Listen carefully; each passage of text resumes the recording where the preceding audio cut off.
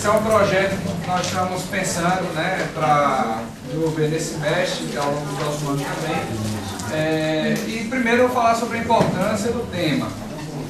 Bem, o índice de transparência ele trata sobre questões de transparência fiscal. E a transparência fiscal está na agenda do Brasil e na agenda do mundo. Sexta-feira eu fiquei muito feliz ao ver a televisão relatando sobre as discussões na ONU, especialmente bancadas pelo presidente Obama, pela presidente Dilma, sobre a transparência fiscal, colocando a transparência fiscal como um objetivo dos estados a se perseguir, né? Além disso, outros eventos que nós vamos, no caso a Copa do Mundo e a Olimpíada que nós vamos sediar, também exige de nós uma preocupação crescente com a transparência fiscal, inclusive porque a transparência fiscal é um dos instrumentos pelo qual a democracia ela vai se efetivando, né? Nossa ideia também está centrada, e isso conecta-se com os demais trabalhos do NEF, com a ideia de sociedade em rede, no sentido que nós não precisamos esperar apenas do poder público as grandes inovações, mas que nós, como sociedade, como pesquisadores, como contribuintes, podemos também propor mudanças efetivas nas legislações. Aqui é apenas uma imagem, né, significativa desse momento, da primeira mulher abrindo uma cerimônia da ONU, e com isso não quero defender nenhum tipo de governo, mas enfim, é apenas explicitar como esse momento é importante para a transparência fiscal e como isso está conectado com a ideia que o mundo vive hoje. Enfim, a ideia de transparência fiscal, isso é a ideia da Mariana, ela não é uma exigência só de um grupo. Algumas pessoas mais relacionadas à ciência política vão dizer, a transparência é a ideia da direita, a transparência é a ideia da esquerda, do FMI, do proletariado. Na verdade, a transparência é a ideia de todos, né?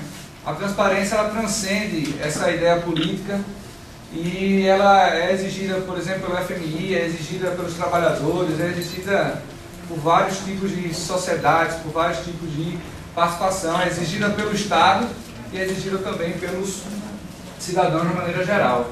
E a busca pela transparência também já é uma realidade. Nós já temos aqui, discutimos agora, questões relacionadas ao SPED, a própria lei de transparência, modificou a lei de responsabilidade fiscal, a lei complementar 105, que trata da quebra do sigilo bancário, e o retorno dos pareceres normativos, né, que é uma exigência atual, além das consultas públicas da Receita Federal, que são questões que demonstram que a transparência já vem sendo discutida e implementada em algum momento. O que é o índice de transparência fiscal? O NEF, isso pode ser divulgado agora, ele fechou recentemente um convênio com o BID, o Banco Interamericano de Desenvolvimento, e nós pretendemos construir um índice para avaliar os 27 estados brasileiros, né? Esse índice busca o quê? Aproximar a receita à despesa, no sentido de mostrar retributividade do contribuinte para o que ele paga como tributo e daquilo que é feito com esses tributos. Então, o índice ele pretende medir a transparência dos estados com relação à sua atividade financeira de maneira geral, tanto na parte da arrecadação, como na parte da realização das despesas públicas. E o que a gente faz? O que a gente fez até agora, na verdade? Cada estado brasileiro ele possui um chamado Portal da Transparência Fiscal.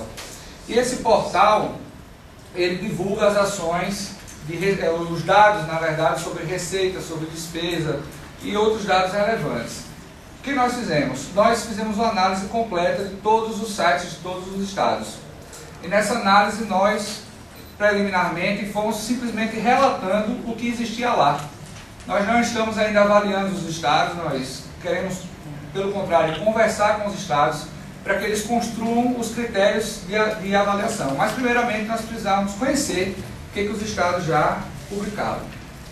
Nos próximos passos, nós pretendemos analisar os outros sites, além dos sites de transparência, para se efetivar outras informações que possam ser utilizadas para a transparência fiscal, que inclusive os estados já possam até disponibilizar. O marco do nosso trabalho é a chamada Lei da Transparência. A Lei de Transparência é uma lei complementar número 131, que na verdade modificou a Lei de Responsabilidade Fiscal em seu artigo 48, basicamente. E esse artigo da lei de Responsabilidade Fiscal, ele diz que as informações do fisco, de receita e de despesa, devem ser prestadas em tempo real. Fala que os estados eles têm que disponibilizar essas informações num determinado prazo. E esses prazos dos estados, pelo menos, já estão vencidos, né? Os prazos já terminaram. Então, a lei da transparência ela sofre de um perigo de desuso, né? Digamos assim, um perigo de não implementação efetiva, porque, de fato, alguns entes públicos já não estão cumprindo esses prazos.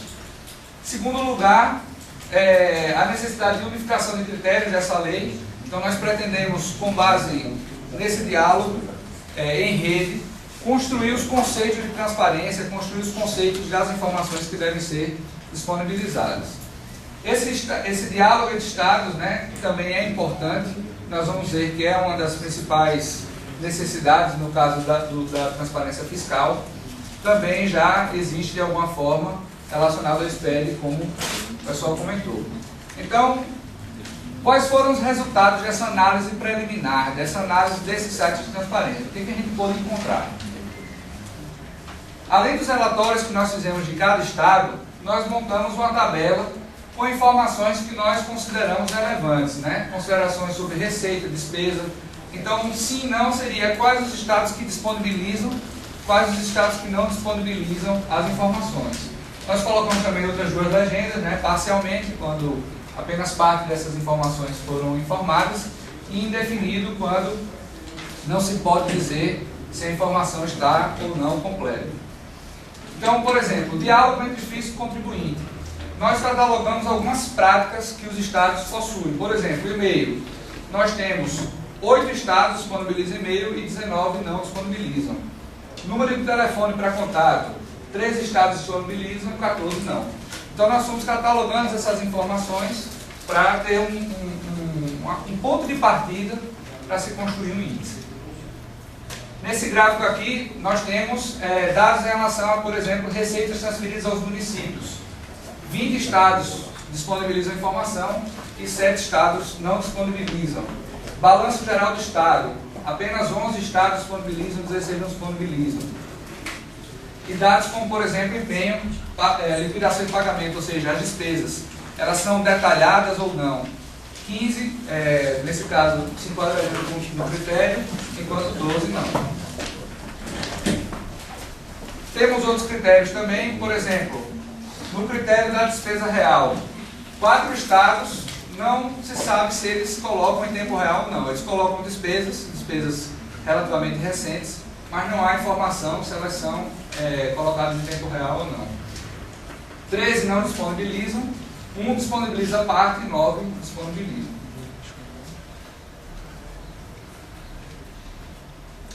Que foi exatamente esse gráfico que nós montamos, baseado nessas informações que eu acabei de relatar com relação à despesa com tempo real, apenas para facilitar a visualização. Outra prática que nós consideramos extremamente interessante foi a disponibilização de informações através do Twitter.